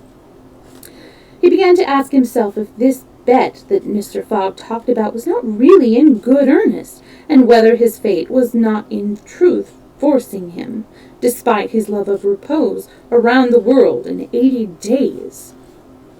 Having purchased the usual quota of shirts and shoes, he took a leisurely promenade about the streets where crowds of people of many nationalities, Europeans, Persians with pointed caps, Banyans with round turbans, Sindhis with square bonnets, Parsis with black mitres, and long-robed Armenians were collected. It happened to be the day of a Parsi festival.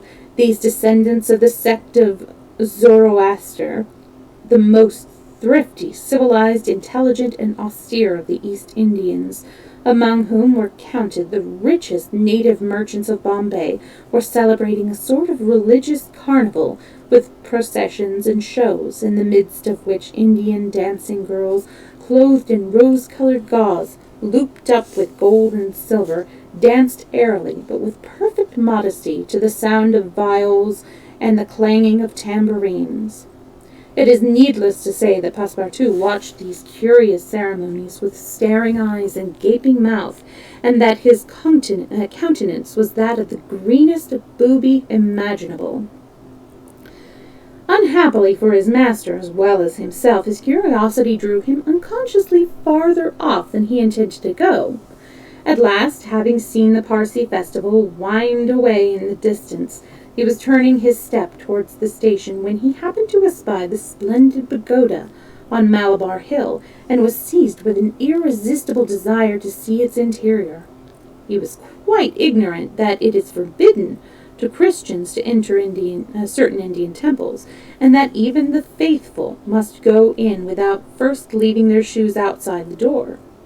It may be said that the wise policy of the British government severely punishes a disregard of the practices of the native religions. Passepartout, however, thinking no harm, went in like a simple tourist, and was soon lost in admiration of the splendid Brahmin ornamentation which everywhere met his eyes, when of a sudden he found himself sprawling on the sacred flagging. He looked up to behold 3 enraged priests, who forthwith fell upon him, tore off his shoes, and began to beat him with loud, savage exclamations. The agile Frenchman was soon upon his feet again, and lost no time in knocking down 2 of his long-gowned adversaries with his fists and a vigorous application of his toes. Then, rushing out of the pagoda as fast as his legs could carry him, he soon escaped the 3rd priest by mingling with the crowd in the streets. At 5 minutes before 8, Passepartout, hatless, shoeless, and having in the squabble lost his package of shirts and shoes, rushed breathlessly into the station. Fix, who had followed Mr. Fogg to the station, and saw that he was really going to leave Bombay, was there upon the platform. He had resolved to follow the supposed robber to Calcutta, and farther, if necessary. Passepartout did not observe the detective. He stood in an obscure corner, but Fix heard him relate his adventures in a few words to Mr. Fogg. "I hope that this will not happen again," said Phileas Fogg coldly as he got into the train. Poor Passepartout, quite crestfallen, followed his master without a word. Fix was on the point of entering another carriage when an idea struck him which induced him to alter his plan. "No, I'll stay," muttered he.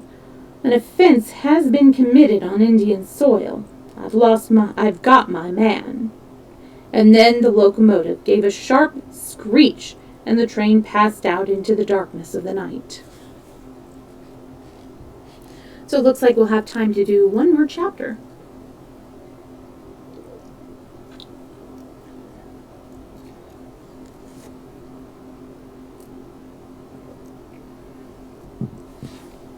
Chapter 11, in which Phileas Fogg secures a curious means of conveyance at a fabulous price. The train had started punctually. Among the passengers were a number of officers, government officials, and opium and indigo merchants whose business called them to the eastern coast. Passepartout rode in the same carriage with his master, and a 3rd passenger occupied a seat opposite to them. This was Sir Francis Cromarty, one of Mr. Fogg's whist partners on the Mongolia, now on his way to join his corps at Benares. Sir Francis was a tall, fair man of 50 who had greatly distinguished himself in the last Sepoy revolt. He made India his home, only paying brief visits to England at rare intervals, and was almost as familiar as a native with the customs, history, and character of India and its people. But Phileas Fogg, who was not traveling but only describing a circumference, took no pains to inquire into these subjects. He was a solid body, traversing an orbit around the terrestrial globe, according to the laws of rational mechanics. He was at this moment calculating in his mind the number of hours spent since his departure from London, and had it been in his nature to make a useless demonstration, would have rubbed his hands for satisfaction. Sir Francis Cromarty had observed the oddity of his travelling companion, although the only opportunity he had for studying him had been while he was dealing the cards, and between two rubbers, and questioned himself whether a human heart really beat beneath this cold exterior, and whether Phileas Fogg had any sense of the beauties of nature. The Brigadier General was free to mentally confess that, of all the eccentric persons he had ever met, none was comparable to this product of the exact sciences. Phileas Fogg had not concealed from Sir Francis his design of going round the world, nor the circumstances under which he set out, and the General only saw in the wager a useless eccentricity and a lack of sound common sense. In the way this strange gentleman was going on, he would leave the world without having done any good to himself or anybody else. An hour after leaving Bombay, the train had passed the viaducts and the island of Salsette, and had got into the open country.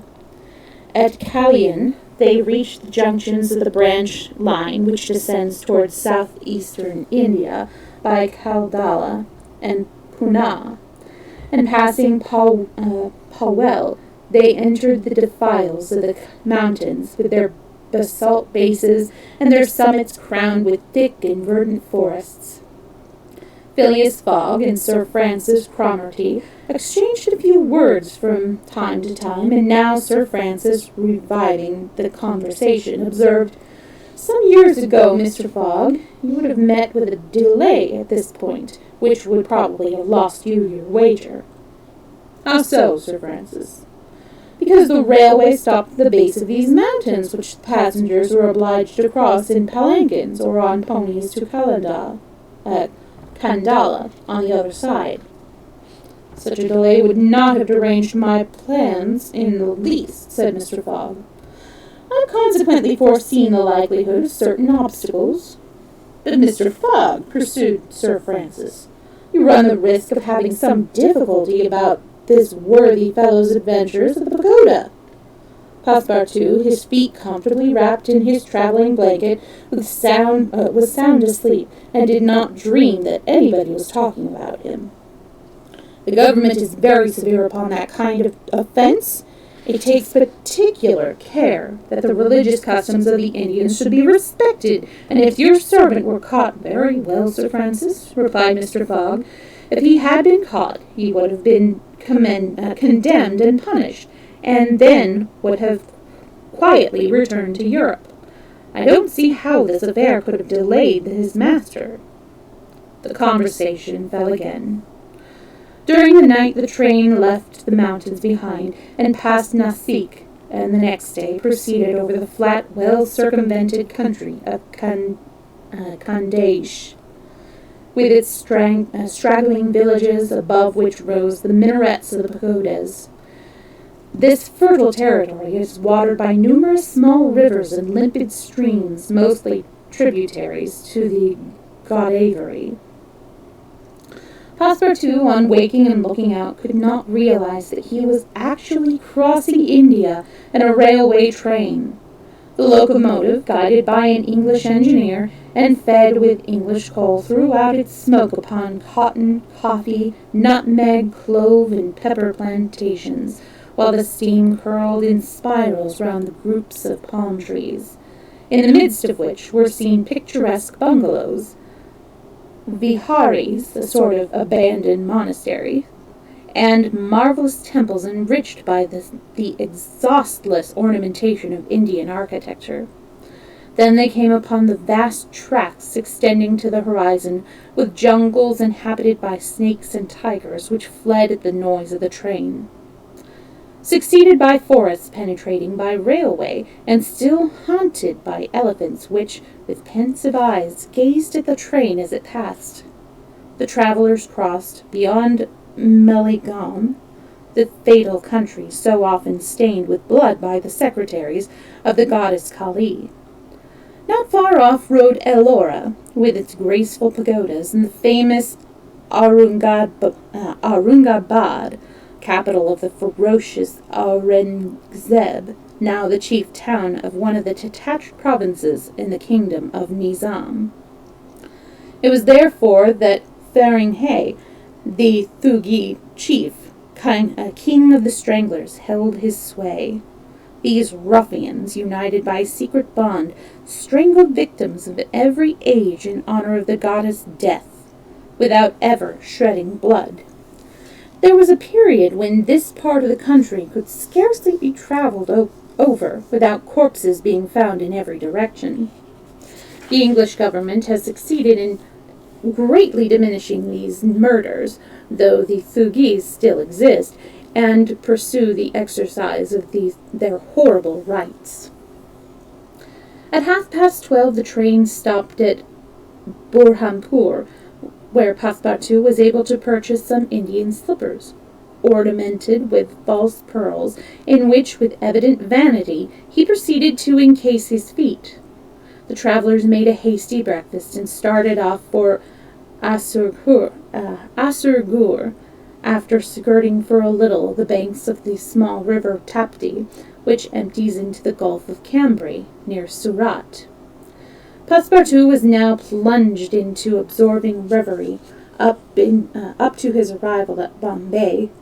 He had entertained hopes that their journey would end there, but now that they were plainly whirling across India at full speed, a sudden change had come over the spirit of his dreams. His old vagabond nature returned to him. The fantastic ideas of his youth once more took possession of him. He came to regard his master's project as intended in good earnest, believed in the reality of the bet, and therefore in the tour of the world and the necessity of making it without fail within the designated period. Already he began to worry about possible delays and accidents which might happen on the way. He recognized himself as being personally interested in the wager, and trembled at the thought that he might have been the means of losing it by his unpardonable folly of the night before. Being much less cool-headed than Mr. Fogg, he was much more restless, counting and recounting the days passed over, uttering maledictions when the train stopped, and accusing it of sluggishness, and mentally blaming Mr. Fogg for not having bribed the engineers. The worthy fellow was ignorant that, while it was possible by such means to hasten the rate of the steamer, it could not be done on the railway. The train entered the defiles of the Satpur Mountains, which separated the Khandaish from Bundelkund towards evening. The next day Sir Francis Cromarty asked Passepartout what time it was, to which, on consulting his watch, he replied that it was 3 in the morning. This famous timepiece, always regulated on the Greenwich meridian, which was now some 27 degrees westward, was at least 4 hours slow. Sir Francis corrected Passepartout's time, whereupon the latter made the same remark that he had done to Fix, and upon the general insisting that the watch should be regulated in each new meridian, since he was constantly going eastward, that it is in the face of the sun, and therefore the days were shorter by 4 minutes for each degree gone over. Passepartout obstinately refused to alter his watch, which he kept at London time. It was an innocent delusion which could harm no one. The train stopped at 8 o'clock in the midst of a glade some 15 miles beyond Rothal, where there were several bungalows and workmen's cabins. The conductor, passing along the carriages, shouted, "Passengers will get out here." Phileas Fogg looked at Sir Francis Cromarty for an explanation, but the general could not tell what meant a halt in the midst of this forest of dates and acacias.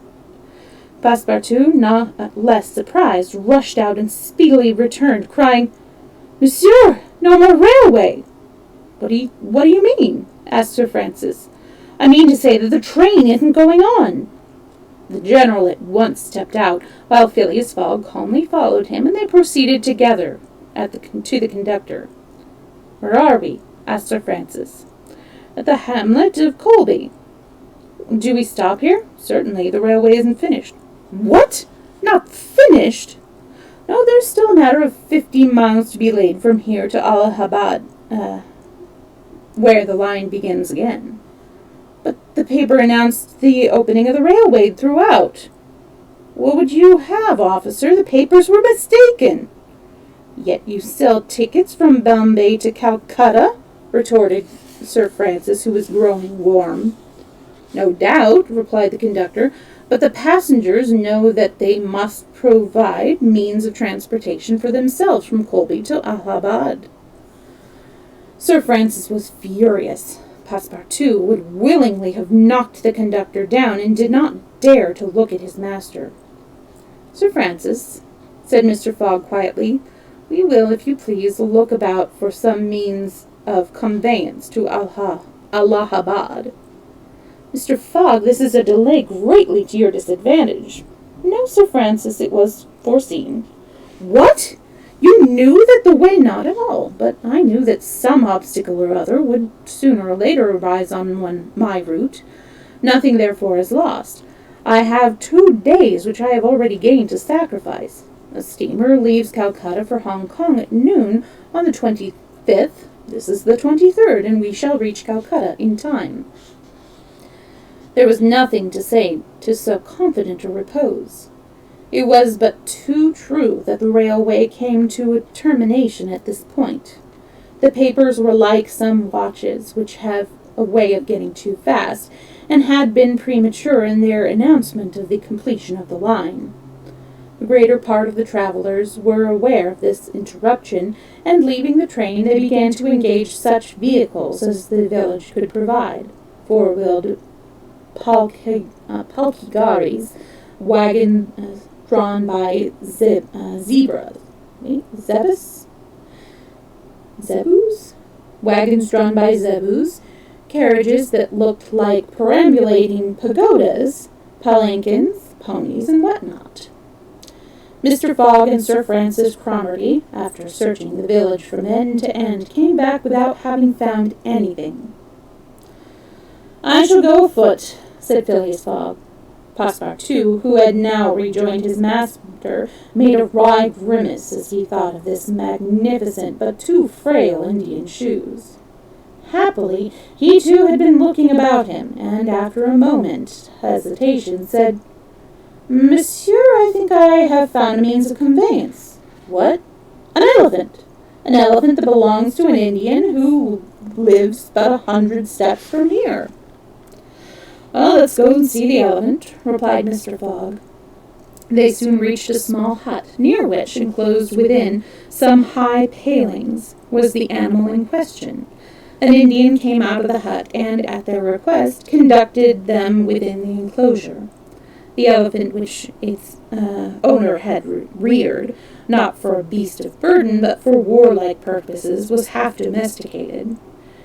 The Indian had begun already by often irritating him, and feeding him every 3 months on sugar and butter, to impart to him ferocity not in his nature, this method being often employed by those who train the Indian elephants for battle. Happily, however, for Mr. Fogg, the animal's instruction in this direction had not gone far, and the elephant still preserved its natural gentleness.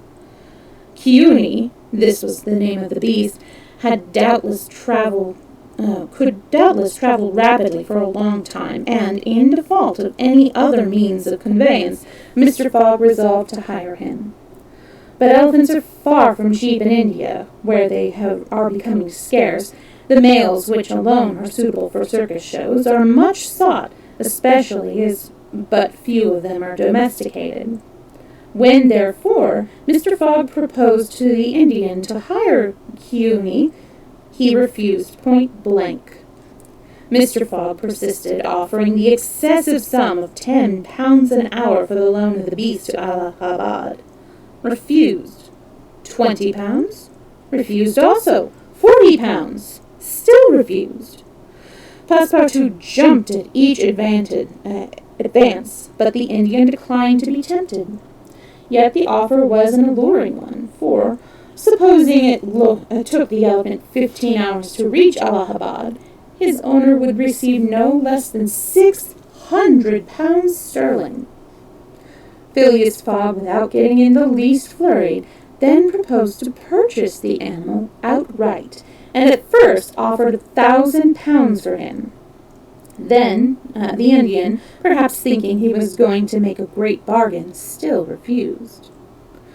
Sir Francis Cromarty took Mr. Fogg aside and begged him to reflect before he went any further, to which the gentleman replied that he was not in the habit of acting rashly, that a bet of £20,000 was at stake, that the elephant was absolutely necessary to him, and that he would secure him if he had to pay 20 times its value. Returning to the Indian, whose small, sharp eyes glistening with avarice, betrayed that with him it was only a question of how great a price he could obtain, Mr. Fogg offered first 1,200, then 1,500, 1,800, £2,000. Passepartout, usually so rubicund, was fairly white with suspense. At £2,000 the Indian yelled. "What a price! Good heavens!" cried Passepartout. "For an elephant!" It only remained now to find a guide, which was comparatively easy.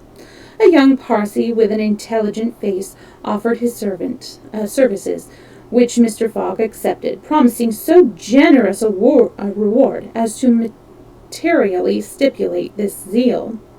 The elephant was led out and equipped. The Parsee, who was an accomplished elephant driver, covered his back with a sort of saddle-cloth, and attached to each of his flanks some curiously uncomfortable howdahs. Phileas Fogg paid the Indian with some banknotes, which seemed to deprive poor Passepartout of his vitals. Which he extracted from the famous carpet-bag, a proceeding that seemed to deprive poor Passepartout of his vitals. Then he offered to carry Sir Francis to Allahabad, which the brigadier gratefully accepted. As one traveller, the more would not be likely to fatigue the gigantic beast. Provisions were purchased at Colby, and while Sir Francis and Mr. Fogg took the howdahs on either side, Passepartout got astride the saddle-cloth between them. The Parsee perched himself on the elephant's neck, and at 9 o'clock they set out from the village, the animal marching off through the dense forest of palms by the shortest cut. So with that end of the chapter, we have reached the end of today's story time. Let's see, I think next week is still the same schedule. I'm going to consult my calendar really quick. Yes, as far as I can tell, next week is same time, same station. So 2 o'clock Pacific time on Tuesday. And we will be resuming this story. I do have another book that I'm going to be starting tomorrow, The Mysterious Affair at Styles by Agatha Christie on my Older Ages Storytime stream. And that will be tomorrow, Wednesday, 2 o'clock p.m. And I hope to see you there. I'm going to take just a quick break, end the stream here, and then come back and do an art stream because I have a little birthday drawing that I want to prepare for my birthday stream on this Friday. I hope you'll stick around. If you don't, that is no problem. I will see you next time, and have a good day. Bye.